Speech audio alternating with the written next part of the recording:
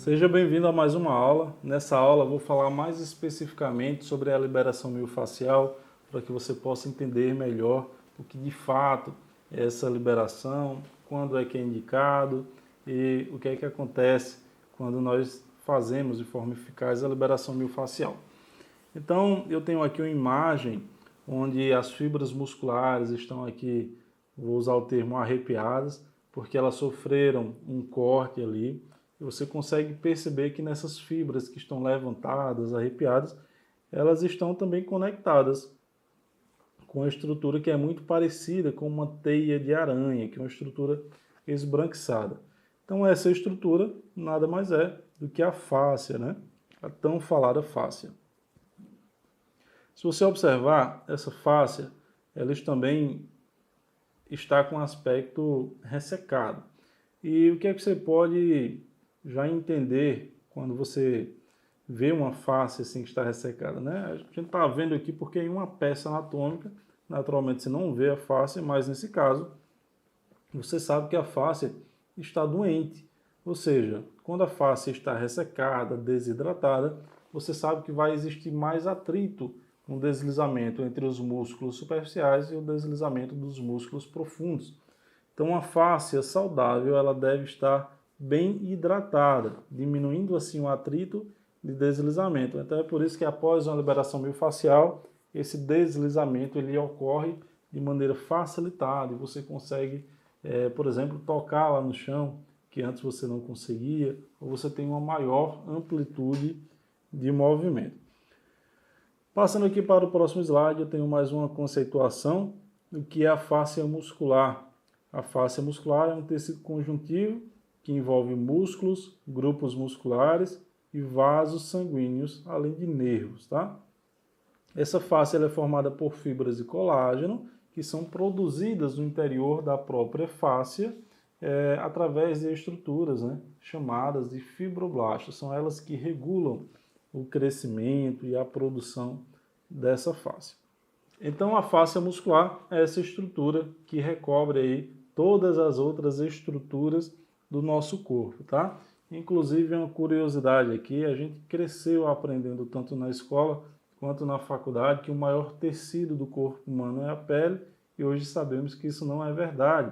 A pele, por exemplo, ela só nos reveste externamente, enquanto a fáscia nos reveste internamente e ela dá uma volta ali tridimensional em cada órgão. Então eu costumo dizer que a fáscia, fazendo analogia, é como aquele nosso piquenique, onde a gente tem o cuidado de envolver cada fruta ali com um papel filme. Então a fáscia faz esse envolvimento tridimensional. Sabendo o que é fáscia, o que seria a liberação miofascial? Por conceito, a liberação miofascial é uma forma de terapia que pode ser feita com as mãos, ou seja, manual, com instrumentos, e o copo da ventosa é um exemplo de instrumento, tá? Essa liberação deve envolver uma aplicação de baixa carga com uma tensão tangencial. O que é tangencial? É no sentido de alguma coisa. Então nós podemos escolher fazer essa liberação miofascial no sentido do músculo, da fibra muscular, quando o seu objetivo é oferecer ganho de alongamento para o seu paciente, e podemos fazer a liberação pensando em aumentar a amplitude, mas em um ponto local, seguindo o sentido da fáscia muscular, que é essa estrutura que recobre o músculo. E qual é o sentido? Simplesmente não tem sentido. Então pense que a fáscia ela teria ali um formato de asterisco, porque as fibras da face saem de um lado para o outro e elas se cruzam e aparentemente, se você pudesse ver, você veria que essa fáscia muscular não tem um sentido correto, um alinhamento correto.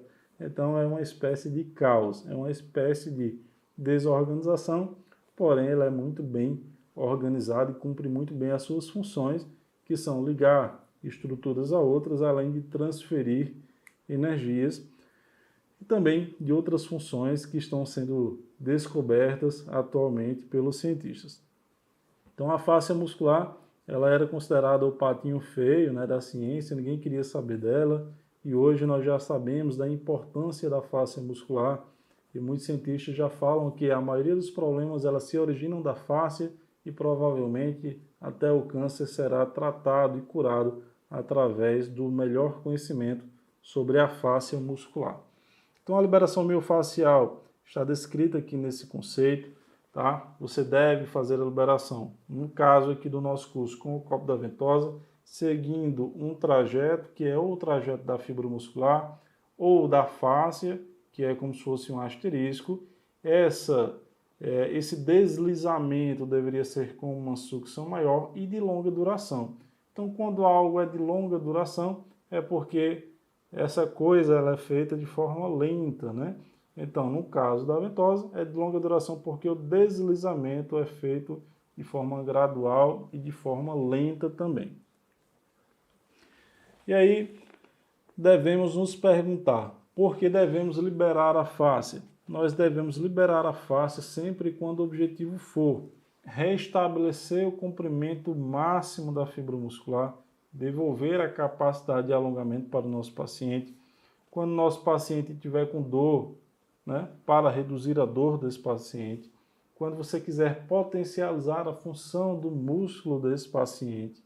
Quando você quiser ganhar mobilidade e auxiliar no ganho de extensibilidade tecidual, além de quando você quiser reduzir a tensão entre músculo e fáscia, tratando e prevenindo as dores, principalmente pós-exercício físico. Então essas são as principais indicações para se realizar a liberação miofascial. Eu recomendo muito que você assista esse vídeo aqui sobre fáscia muscular. É um documentário que tem quase 1 hora de duração. Esse documentário foi produzido pelos melhores e maiores cientistas do mundo, da Universidade de Harvard, da Universidade de Padova, na Itália, e de outras faculdades e universidades bem importantes, pelos mais conceituados cientistas. E aqui eles falam, inclusive, sobre isso que eu citei há pouco, que a fáscia é um tecido muito importante, que antes era escanteado e que agora está sendo redescoberto, tá? Então é um documentário super interessante, totalmente científico, que eu vou deixar o link aqui também na plataforma, para que você consiga acessar e estudar. Logo abaixo você tem a imagem aqui de uma laranja descascada, né? Quando você retira essa casca da laranja, você está observando agora os gominhos dessa laranja, só que eles estão revestidos por um tecido esbranquiçado. Então eu quis aqui exemplificar para você como é que a fáscia é exatamente como esse tecido esbranquiçado que recobre cada gominho da laranja, também tem essa função de interconexão. Logo abaixo eu falo um pouco mais sobre a substância P, né? Ou substância pain, do inglês, que significa dor. Então descobrimos aqui que, na verdade, o que chamamos durante toda a nossa vida de dor muscular é, na verdade, e em sua maior parte, uma dor facial, porque os receptores estão localizados na fáscia. Tá? Então existe muito mais receptores na fáscia do que no músculo. No músculo também existe, só que em muito menor, né? Se é que posso falar assim, quantidade. Já tinha falado sobre isso. Em relação à regulamentação, a liberação miofascial é um recurso que os fisioterapeutas têm por obrigação dominar, mas não é um recurso específico e próprio do fisioterapeuta, tá? Existem brechas nos regulamentos que permitem que todas as pessoas pratiquem a liberação miofascial, inclusive a autoliberação miofascial. Por exemplo, né, o Flamengo, que é um time de futebol aqui do Brasil, ele tem um acompanhamento lá não só do jogo, mas filmam ele se preparando para o jogo, inclusive no vestiário. Então, um jogador que é muito famoso, né, chamado Diego, ele costuma fazer a autoliberação miofascial com um rolo de liberação. Então ele lá sentado no banco lá do vestiário começa a fazer a liberação miofascial no músculo do tibial anterior. Por quê? Ele já descobriu de alguma forma que durante o gestual esportivo dele ele precisa correr. E para correr ele precisa levantar o pé. E quem é que faz essa função? É o músculo do tibial anterior. Então, esse músculo, nos atletas de futebol, é um músculo que precisa estar muito bem liberado para que ele exerça ali o seu gestor esportivo com muita qualidade, né? Com muita eficácia. Então, a liberação miofascial pode ser feita por qualquer profissional, lógico, desde que entenda o mecanismo de ação, desde que saiba o que está fazendo, também pode ser realizada pelo próprio atleta, como no exemplo que eu acabei de citar aqui para você. Então aqui no slide você pode ler com calma sobre a regulamentação, tem tudo que eu acabei de falar para você. E, de fato, já te dizendo o conceito da liberação miofascial, nós chegamos agora ao slide. Como liberar a fáscia? Através da aplicação de baixa carga, com uma tensão tangencial, ou no sentido da fibra, ou no sentido da própria fáscia, com um movimento lento, ou seja, para que esse movimento seja de longa duração, indo do ponto A ao ponto B. Então imagina que você quer liberar o gastrocnêmio, né, chamado de panturrilha aí, popularmente. Então, onde é que você começaria essa liberação? Logo abaixo da fossa poplítea, né, não na fossa, mas abaixo, até antes de chegar no tendão calcanear. Então começa abaixo da fossa, chega no tendão calcanear, retira o copo da ventosa, coloca pressão de novo e recomeça. Por quanto tempo? Até gerar hiperemia. Se a hiperemia não acontecer, de 5 a 10 minutos. Então é dessa forma que você pode liberar qualquer musculatura. Mas Fábio, você falou que o gastrocnêmio, né, a panturrilha, é abaixo do joelho até antes do tendão calcanear. E os outros músculos? Sempre da origem do músculo para a inserção. Retira o copo da ventosa e começa da origem do músculo para a inserção. É importante que você estude a anatomia, né? Dessa forma você vai conhecer todas as origens e inserções, além da função de cada músculo. Cada músculo tem uma função no nosso corpo e você vai descobrir isso estudando a anatomia. Você pode inclusive colocar nos buscadores aí do seu navegador, por exemplo, qual a origem do músculo do bíceps. Vai lá aparecer que o bíceps ele se origina próximo ao processo coracoide, supraglenoide e vai se inserir na tuberosidade do rádio. Da mesma forma, você pode colocar onde se origina o músculo do peitoral maior. Vai aparecer o peitoral maior se origina na porção clavicular, também tem origem na porção external, faz a sua conexão inferior ou inserção inferior na aponeurose, que vai fazer conexão com o reto do abdômen, e também inserção na face anterior do úmero. Então, quando você colocar lá no buscador origem e inserção de determinado músculo, todas essas informações vão aparecer para você, inclusive com as funções. O peitoral maior ele faz a adução horizontal do braço. Então, é importante que você estude para que você saiba onde vai fazer a liberação, que é sempre da origem para a inserção, liberando o copo da ventosa e recomeçando a hiperemia. Tá legal? Então, como é que você pode liberar essa fáscia? Quais os tipos que você pode de instrumento utilizar, né? Você pode utilizar as mãos, você pode utilizar os copos da ventosa, que é o objetivo do nosso curso, e pode utilizar também os raspadores. É importante que você saiba a variedade de instrumentos, mas o objetivo desse curso é fazer essa liberação com o copo da ventosa, que é mais uma variação, tá legal? No início dessa aula, quando eu te mostrei a imagem das fibras musculares, né, que sofreram ali um corte, estavam arrepiadas, levantadas, e aquele tecido conjuntivo, que é a face, conectando uma fibra a outra, eu te falei que ela estava ressecada. E te falei que quando a face está ressecada, ela está doente, que a face, para funcionar corretamente, deve estar bem hidratada. Então, quando você faz a liberação miofascial, no primeiro momento, você deve pensar que o copo da ventosa é como se fosse um rodo e que o músculo é uma esponja que está com muita água. Então é como se a gente quisesse eliminar essa água que está no músculo, né? Estamos usando a analogia da esponja, e toda vez que você passa o copo da ventosa, você elimina mais água. Mas Fábio, você não disse que tem que estar bem hidratada? Pois é, a curiosidade é que toda vez que nós desidratamos, propositadamente, essa fáscia, o corpo ele vai repor essa água em dobro e em triplo com o passar das horas. Então, além de repor água, o corpo também vai repor ácido hialurônico, que são componentes importantíssimos para que essa fáscia consiga deslizar corretamente. O outro efeito que acontece é um efeito da descompressão. Você perceberia, se conseguisse ver, que as fáscias agora estão mais espaçadas entre a fáscia profunda e a superficial, e a musculatura profunda com a superficial também agora tem mais espaço para conseguir trabalhar e deslizar melhor uma sobre a outra, né? Existem dados científicos que nos dão uma dimensão importante de como é que a liberação miofascial funciona.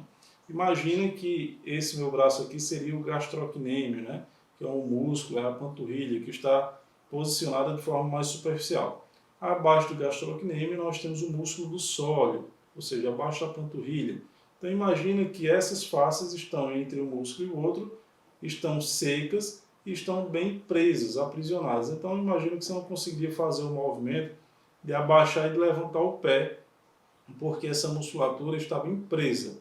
E aí quando você faz uma liberação miofascial, quebrando esse excesso de amarras, quebrando esse excesso de aderência, você consegue uma movimentação 60% maior. E é por isso que você fica muito mais dinâmico, você consegue ter um alongamento muito maior após passar por uma sessão de liberação miofascial.